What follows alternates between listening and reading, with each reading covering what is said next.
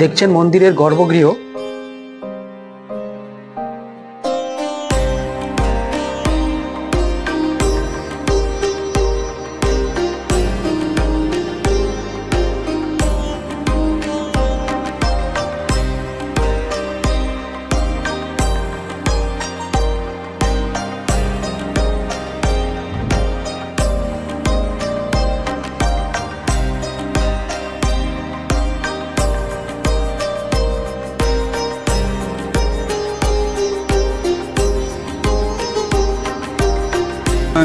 না তাহলে আজ থেকে 300 থেকে 400 বছর আগে এই মন্দিরের এখানে 300-400 বছর আগে হয়ে গেল।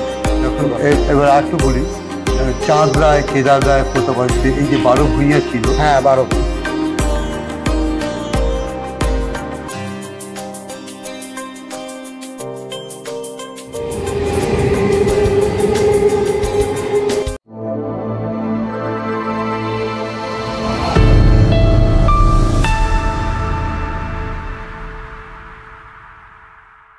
সুপ্রভাত প্রিয় দর্শক, জয়নগর মজিলপুর স্টেশন থেকে আপনাদের স্বাগত জানাচ্ছি।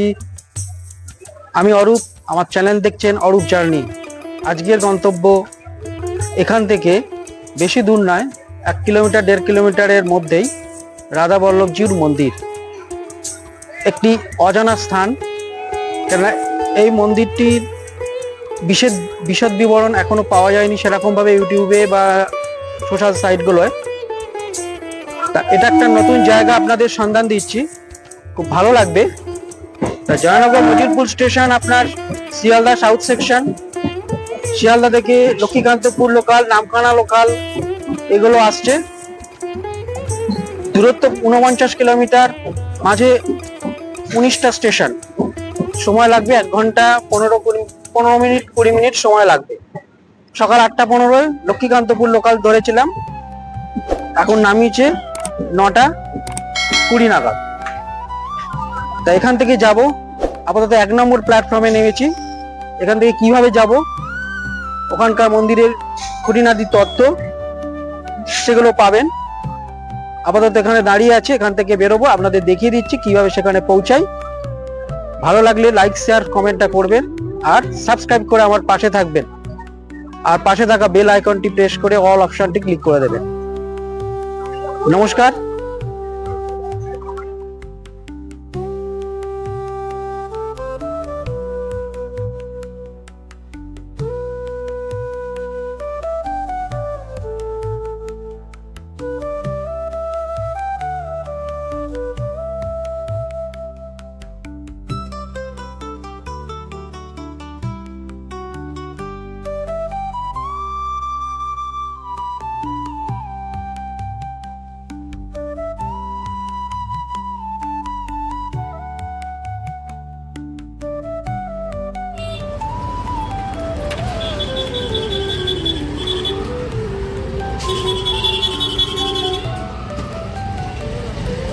চলে যেতে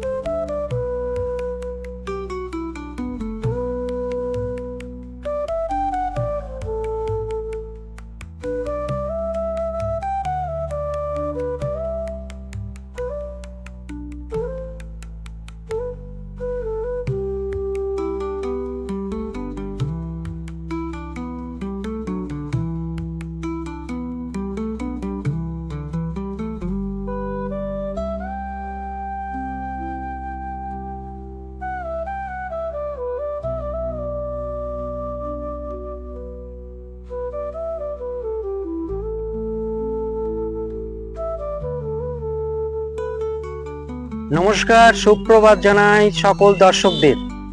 আজকে জয়নগর রাধা বল্লভতলা একটি নতুন স্থান আপনাদের দর্শন করাতে চলেছি। আমার পিছনে দেখছেন রাধা বল্লভজিউ মন্দির। এটি খুব প্রাচীন মন্দির, 300-400 বছরের প্রাচীন। এখানে যে বিগ্রহ রয়েছে নিমকাঠের তৈরি। আপনারা জয়নগর মজিলপুর যে স্টেশন, সেখান থেকে এটা আসতে পারেন। আসার জায়গাটা আপনাদের দেখিয়েছি, বলে দিচ্ছি। মজিলপুর স্টেশন আসবেন, ওখান থেকে 1 নম্বর মানে 2 নম্বরে, শিয়ালদা থেকে আসলে 2 নম্বরে নামবেন। ফুটব্রিজ দিয়ে 1 নম্বরে যাবেন। 1 নম্বর থেকে বেরিয়ে অটোওয়ালা এদেরকে বলবেন রাধা বল্লভতলা গঞ্জের বাজার নামবো। গঞ্জের বাজার নেমে 1 মিনিট হাঁটা পথ, এখানে পৌঁছে যাবেন। খুব সুন্দর একটি স্থান। এখানে 3টি বড় অনুষ্ঠান হয়। শ্রী পঞ্চমী, পঞ্চম দোল, পয়লা বৈশাখে একটা ধুমধামের সঙ্গে অনুষ্ঠান হয়। আরেকটি অনুষ্ঠান হয় যেটি এখানকার যে সেবায়িত তার মুখ থেকে শুনবেন। পয়লা বৈশাখের দিন খুব ধুমধামের অনুষ্ঠান হয়, যেটা 3-4 ঘন্টা। সামনে একটা নাট মন্দির রয়েছে, এই নাট মন্দির না, দোল মন্দির। এই দোল মন্দির দেখছেন, এই দোল মন্দিরে হয় অনুষ্ঠানটি। এই দোল মন্দিরে বছরে 3 বার বিগ্রহ আনা হয়। আর বাইরে মানে ভেতরের দালানে নামানো হয় আরেকটি দিনে, সেটিও খুব সুন্দর হয়। চাঁচরের দিন রাত্রি 10টা থেকে অনুষ্ঠান শুরু হয়, বাজি ফাটানো হয় এবং খুব সুন্দর হোলি উৎসবের মধ্যে দিয়ে, একটা দোল উৎসবের মধ্যে দিয়ে রাত্রিটা কাটে। আবার সকালবেলায় আরেকটি দীপদোল হয়। সকালবেলা প্রভাতে 5টা, 6টা, 7টা অবধি হয়, তারপর অনুষ্ঠান শেষ হয়। তা যদি আগের দিন এসে যান, সন্ধ্যাবেলা রাত্রিটা এখানেই কাটিয়ে দিতে পারবেন। এখানকার অনুষ্ঠান দেখতে দেখতে আপনাদের সময় কেটে যাবে, আবার সকালবেলা চলে যাবেন। দেখ, মন্দিরের ভিডিও আপনাদের আরো দেখাচ্ছি, বিগ্রহটি এবং এখানকার সেবায়িতদের কথা আপনাদের শোনাবো। আপনারা দেখতে থাকুন। ভালো লাগলে লাইক, শেয়ার করবেন আর সাবস্ক্রাইব করে পাশে থাকা বেল আইকনটি প্রেস করবেন আর অল অপশনটিতে ক্লিক করে দেবেন। যারা নতুন দেখছেন, আমি অরূপ, আমার চ্যানেল দেখছেন অরূপ জার্নি। তাহলে ভিডিও শুরু করি, ভালো থাকুন।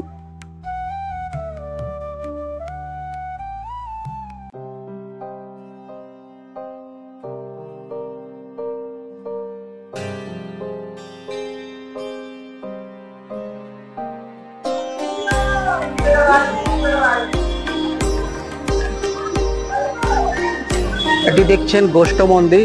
এখানে পয়লা বৈশাখের দিন রাধা বল্লভ বিগ্রহ, শ্যামসুন্দর বিগ্রহ, এখানে মদনমোহন বিগ্রহ আনা হয়। এই শ্যামসুন্দর আর মদনমোহন বিগ্রহ অন্যান্য জায়গা থেকে আসে। আরও অন্যান্য কিছু বিগ্রহ এখানে সুন্দর করে সাজানো হয়। পয়লা বৈশাখের দিন একটা 3-4 ঘন্টা গোষ্ঠ যাত্রা, খুব সুন্দর একটা অনুষ্ঠান 3-4 ঘন্টার হয়ে থাকে।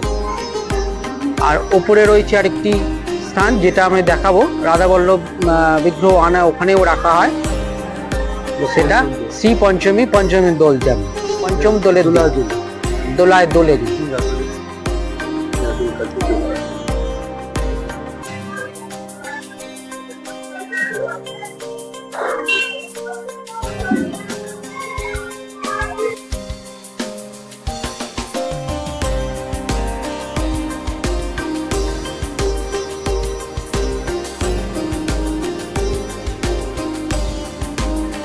সামনে দেখতে পাচ্ছেন, এটা বকুল গাছ। এই হচ্ছে দোল মন্দির, এই হচ্ছে সেবায়িতদের সব থাকার স্থান। আর এখানে দেখতে পাচ্ছেন এটা কদম গাছ। অসময় কদম ফুল এখানে অন্তত ঠাকুরের নিবেদন করা হয়, অন্তত 2টো পাওয়া যায়। আর এখানে একটা দেখতে পাচ্ছেন চাঁপা গাছ।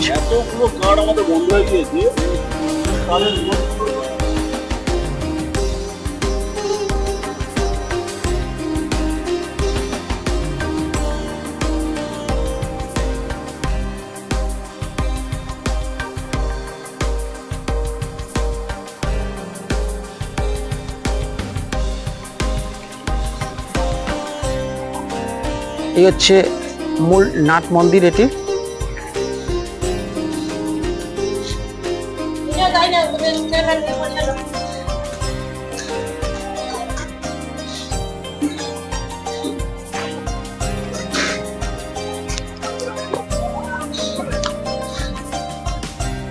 দেখছেন নাট মন্দিরটির ভেতরে লোহার স্ট্রাকচার, ওপরে ট্রেন, আর এখানে বিশাল থাম সজ্জিত, মোটা মোটা থাম এবং বাঁধানো সবকিছু।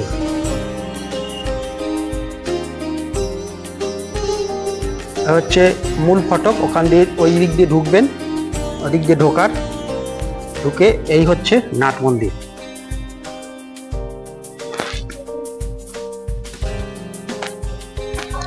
এটি নির্মাণ এখানে লেখা আছে জয়নগর নিবাসী কৃষ্ণমোহন মিত্র কর্তৃক প্রথম নির্মাণ হয়েছিল 1260 সাল। তারপরে পুনর্ভাবে সংস্করণ ঘটেছিল।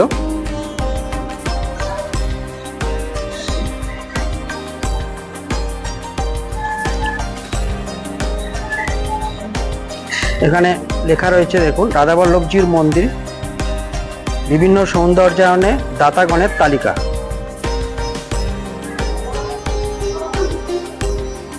এটা এমএলএ ফান্ড থেকে এসছে, জয়নগর মজিলপুর মিউনিসিপালিটি আর এমপি ফান্ড।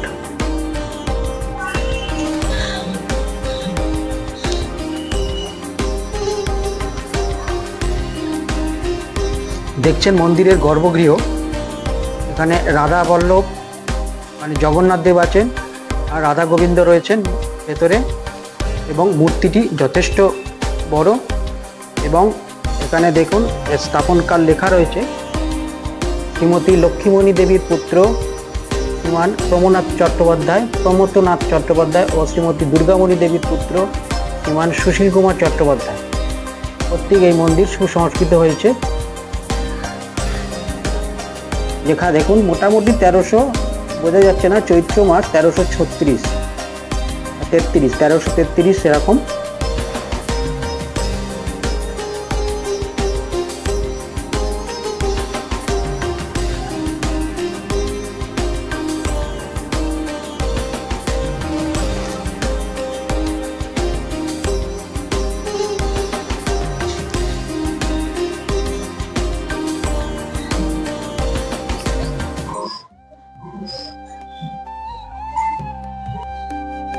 আচ্ছা, আমরা মন্দিরের একজন দেখাশোনার জন্য বা এখানকার কর্তৃপক্ষ বা মন্দির যা পর্যবেক্ষণ করে, রক্ষণাবেক্ষণ করে, সেরকম একজনকে পেয়েছি। ডাকনাম অপুদা, পঙ্কজ কুমার সরকেল। ওনার কাছ থেকে আমরা শুনবো এই মন্দিরের একটু বিস্তৃত কিছু বিবরণ, যতটা উনি পারবেন। আপনারা দেখুন।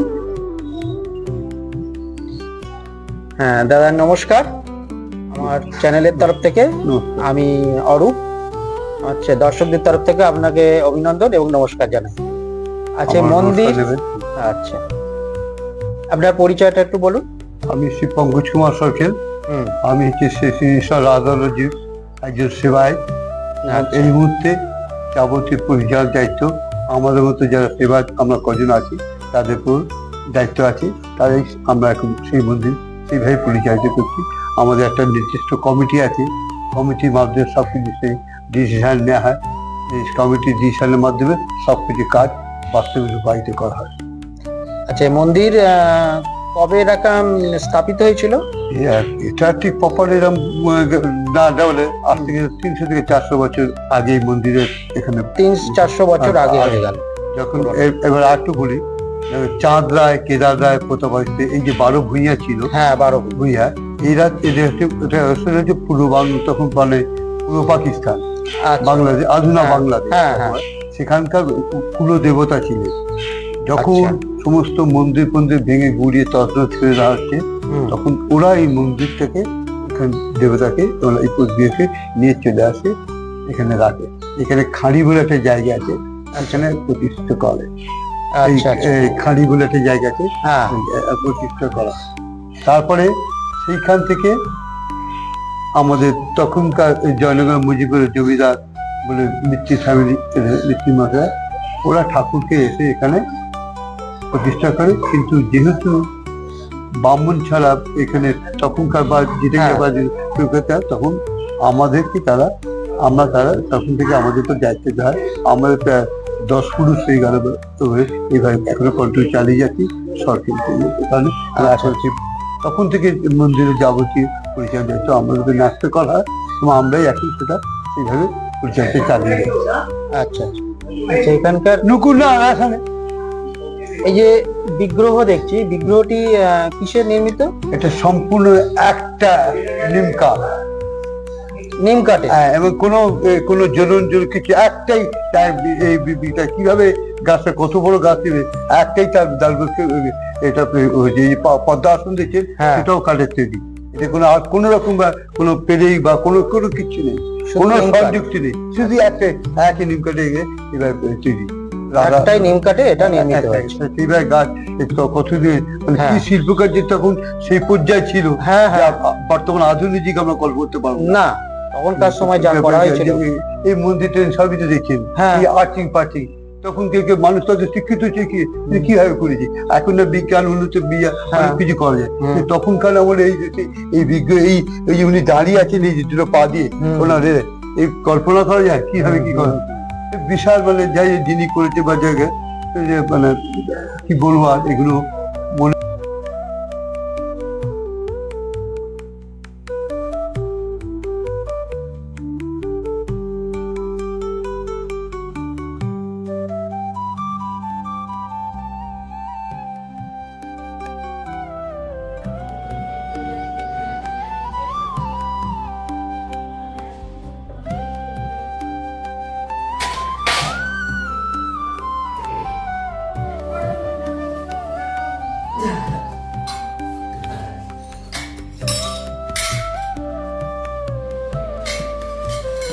উপলব্ধি আত্মোপলব্ধি বা থাকলে এগুলো সেইভাবে ব্যাখ্যা করা যায় এখানে। আর এখানে কি কি অনুষ্ঠান হয়? এখানে আমাদের ঠাকুরের মেনলি 5টা অনুষ্ঠান, তার মধ্যে 3টে সবচেয়ে বড় অনুষ্ঠান হয়। একটা হচ্ছে প্রথমেই হচ্ছে শ্রীপঞ্চমী, সরস্বতী পুজোর দিন কৃষ্ণের শ্রীপঞ্চমী তিথি হয়। আচ্ছা আচ্ছা, সেদিনকে ঠাকুর এই বিগ্রহ ঠাকুরকে আমরা এখানে নামিয়ে নিত্য সহযোগে করে ওই মন্দিরে নিয়ে যায়। ওইটা হচ্ছে বাইরের দোল মন্দির, দোল মন্দিরে। এরপরে হয় পঞ্চম দোল। পঞ্চম দোল, দোলের থেকে পূর্ণিমার দোল থেকে পঞ্চম দিন পঞ্চমীর তিথি যেদিনকে পাচ্ছে হাত গুলো পঞ্চম দিন হবে না। পঞ্চমী গুপ্তবেশ পাঁজিতে লেখাই থাকে দক্ষিণ 24 পরগনা জয়নগর মজিপুর রাহাতলা গ্রামে শ্রী ঈশ্বর রাধা লব্ধি ওই দিনকে চাঁচর, তারপর দিবস পঞ্চম দোল লেখা থাকে। সেইটা দেখে মানুষকে আমরা আসতে বলি, তো সেটাই ধরেই আমাদের সেই অনুষ্ঠান হয় পঞ্চম দোল। দ্বিতীয় আর তৃতীয় উৎসব পয়লা বৈশাখ। পয়লা বৈশাখ গোষ্ঠ ঈশ্বর কৃষ্ণের সেই গোষ্ঠ যাত্রা, সেখানে রাতে নিয়ে ওখানে গিয়ে মন্দিরে গিয়ে রাখা। তাই না, ঈশ্বরদন্তের এইরকম যত বিগ্রহ আছে বড় বড়, আপনি হয়তো নাম শুনবেন, এটা হচ্ছে রাধা হলজিউ, দুর্গাপুর হচ্ছে শ্যামসুন্দরজিউ, আচ্ছা ফুটিগদা আছে শ্রী মদন মোহনজিউ। এই সমস্ত 34 ঠাকুর 14 ঠাকুর সেইভাবে সেইখানে সব একত্রে মিলেছে। আমরা যেমন সভাগুলি সেই সব যে বিশিষ্ট ইনি পরিচালনা করছেন, এই মাঝখানে থাকবেন আশপাশে যেগুলো যাওয়ার দেখে যে ফটো দেখলে আমি দেখে এই বসে সমস্ত বিজ্ঞ ওখানে আসেন। যত বৈষ্ণব বৃত্তি আছে সব ওই দিনকে আসবেন, এসে বিশাল মেলা, 3 ঘন্টার মেলা, কিছু মতো কয়েক লক্ষ লোকের সমাগম হয়। আচ্ছা আচ্ছা আচ্ছা, এটা এই পয়লা বৈশাখের দিন হয়। পয়লা বৈশাখের দিন, পয়লা বৈশাখের দিন একদম। এবার হয় পঞ্চম দোল, 4 দিন তিথি ধরে। পঞ্চম দোল মানে এই যে দোল আসছে, ওটা পূর্ণিমার দোল আমরা বলি। ওর থেকে তিথি প্রথমা, প্রতিপদ, দ্বিতীয়া, তৃতীয়া হচ্ছে তিথি পঞ্চমীতে, পঞ্চমী সেইটি আবার তিথি অনুযায়ী আমাদের 4 দিনও করতে পারে, আবার 6 দিনও করতে পারে, মানে আগ বিচিত হতে পারে দাদা ভাই। তিথি অনুযায়ী কবে পঞ্চমী পাচ্ছে সেই দিন হবে পঞ্চম দোল। সেটা একদিন ওই হাত গুলো 5 দিন, এটা না হাত গুলো 5 দিন হবে না, পঞ্চমী পাঁচিতে যে লেখা থাকবে পঞ্চমী পাচ্ছে সেই দিনকে ঠাকুরের শ্রী শ্রী রাধাজির পঞ্চম দোল উৎসব উদযাপিত হবে। আচ্ছা আচ্ছা আচ্ছা আচ্ছা।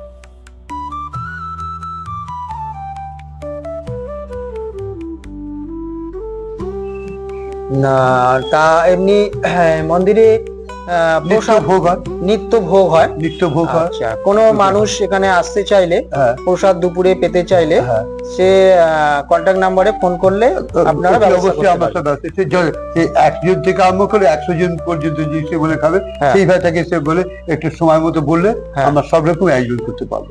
হয়তো কারো মনস্কামনা ইচ্ছে হলো, আমরা তার অনেকে আমরা এখানে দেখবেন আমরা অনেকে যেখানে ছেলে অন্নপ্রাশনের ভাত আমরা সবসময় মাছ মাংস খাচ্ছি না, আজ ঠাকুরের ভোগ দেবো, আমরা এখানে 200 লোকে খাই দিচ্ছি, ঠাকুরের ভোগ খাবে।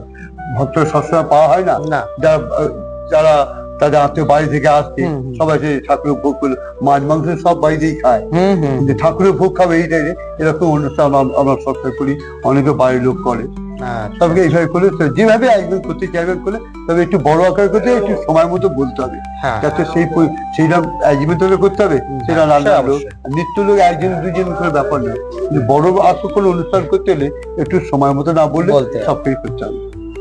আচ্ছা আচ্ছা, অনেক অনেক ধন্যবাদ। আসবেন আবার, পারলে আবার পঞ্চম দিনে আসুন।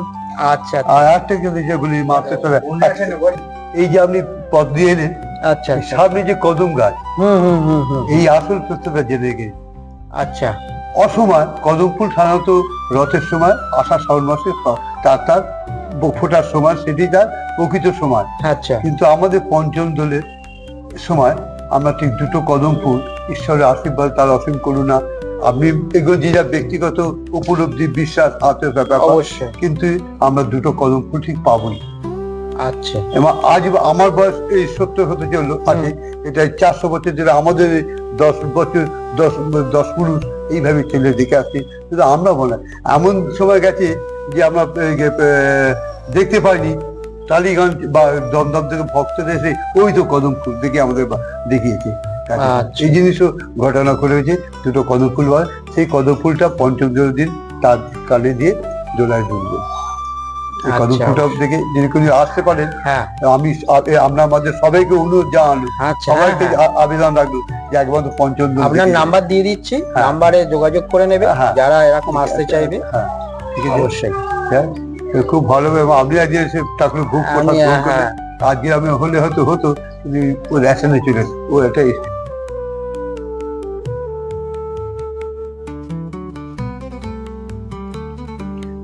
শুনলেন অপু বাবুর কথা, ওনার মুখ থেকেই শুনলেন এখানকার অনুষ্ঠান কিরমভাবে কতটা ঘটার সঙ্গে পালিত হয়, বা এখানে ভোগ প্রসাদ পেতে গেলে আপনাদের কি কি করণীয়।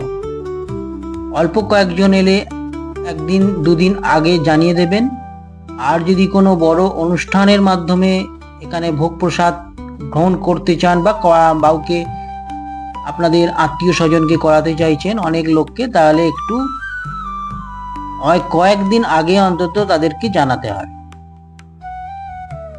সামনে এটা মহাদেব মন্দির, এখানে মহাদেবের একটি শিলা দেখুন অধিষ্ঠিত, আর একটি মহাদেবের বিগ্রহ রয়েছে পাশে।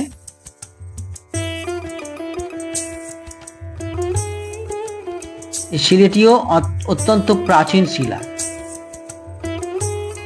জানতেই পারলেন যে 300-400 বছর আগের এই ঘটনা, কেননা এই বিগ্রহ যে তৈরি হয়েছে, বিগ্রহ কিন্তু এখানে ছিল না, অন্য জায়গা থেকে এনেই এখানে প্রতিষ্ঠিত করা হয়েছে। মন্দির চত্বরটি অত্যন্ত পরিষ্কার পরিচ্ছন্ন এবং সুগঠন শৈলী এখানে লক্ষ্য করা যায়। এখানে শ্রী রাধা গোবিন্দের যে ভালোবাসিত বা তিনি যে প্রিয় ফুল, সেই ফুলের গাছও এখানে আছে, কদম ফুল, চাঁপা, এই ধরনের গাছ। এখানে বিভিন্ন যে আসবেন পুরুষ এবং মহিলাদের শৌচালয়ের ব্যবস্থা আলাদাভাবে করা আছে, বাইরে পুরুষদের জন্য, মহিলাদের ভেতরে এরকম শৌচালয়ের ব্যবস্থা আছে। আর সামনে একটি ডিপ টিউবওয়েলও আছে, আলাদাভাবে জলের ব্যবস্থা। এটা হচ্ছে অফিস ঘর, এটি অফিস ঘর এখন বন্ধ আছে, এবং অফিস ঘর এটি খোলা থাকে পরে। আর ভোগ বা রন্ধন কক্ষটা হচ্ছে মূল গর্ভগৃহের পাশেই আছে। মূল গর্ভগৃহের পাশেই আছে রন্ধন কক্ষ। এখন দেখছেন পুরোহিত মশাই যে দুপুরে ভোগের পূজার আয়োজন করেছেন, তার নিবেদন চলছে, নিবেদন পর্ব। সুন্দর নিমকাঠের মনোরম মনোমুগ্ধকর এক ভুবনমোহিনী দৃশ্য আজকে আপনারা উপলব্ধি করতে পারছেন আমার চ্যানেলের মাধ্যমে। কত পরিপাটি করে সৌন্দর্যভাবে একটি পরিবেশ এখানে তৈরি হয়েছে, সত্যি আপনাদের কিন্তু মন ভরে যাবে। ভালো লাগলে লাইক শেয়ার করুন আর সাবস্ক্রাইব করে আমার পাশে থাকুন এবং আমাকে আশীর্বাদ করবেন।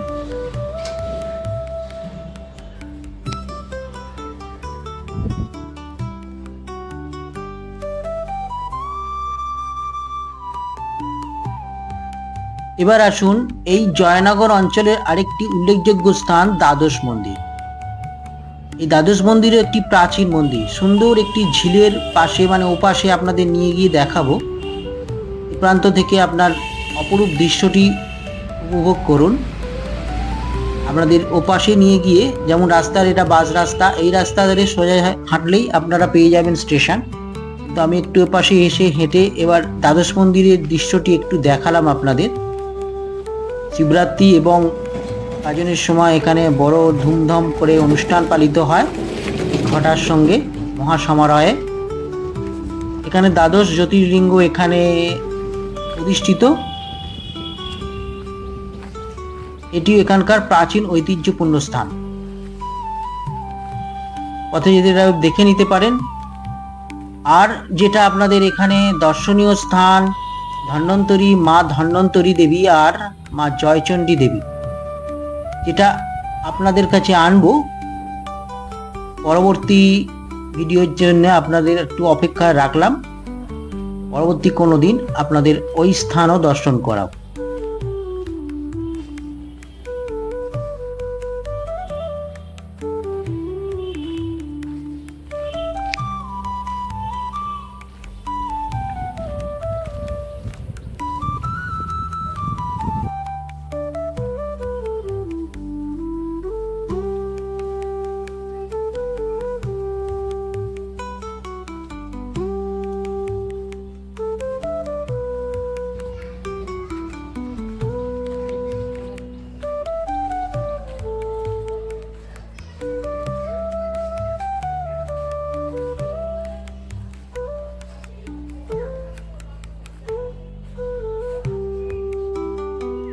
সামনে দেখতে পাচ্ছেন একটি জলাশয়।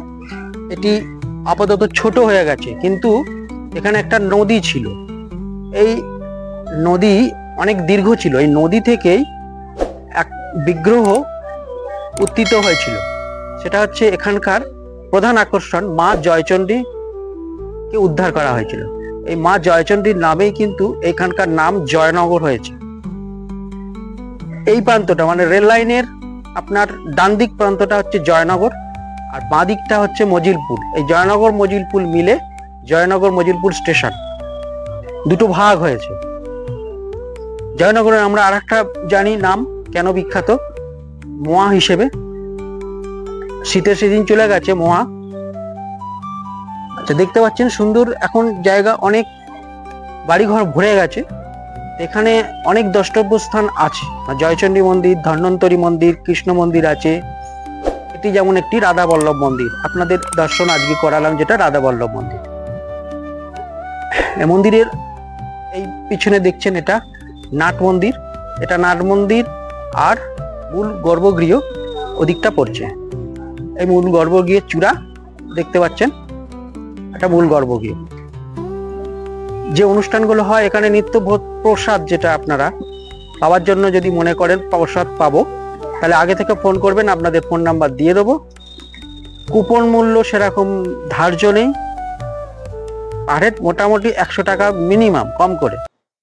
তার বেশি যা পারবেন, মিনিমাম কম করে 100 টাকা। 4-5 জন যদি আসেন 500 টাকা 600 টাকা দিয়ে দেবেন। আগে থেকে একদিন আগে ফোন করে জানিয়ে দেবেন, প্রসাদ ব্যবস্থা এনারা করে রাখবেন। যদি ভান্ডার দিতে চান মানে অনেক জনের, সেটাও এখানে অনুষ্ঠিত হয়, আগে থেকে বলতে হবে। সেটা অবশ্য 4-5 দিন আগে থেকে জানাই দেবেন। ভালো লাগলে অবশ্যই লাইক শেয়ার করবেন। আর ভিডিওটি এবার শেষ করব। আপনারা সব দেখেছেন, কিছু জানার থাকলে কমেন্টে জানাবেন, আমি জানাবো সেটা।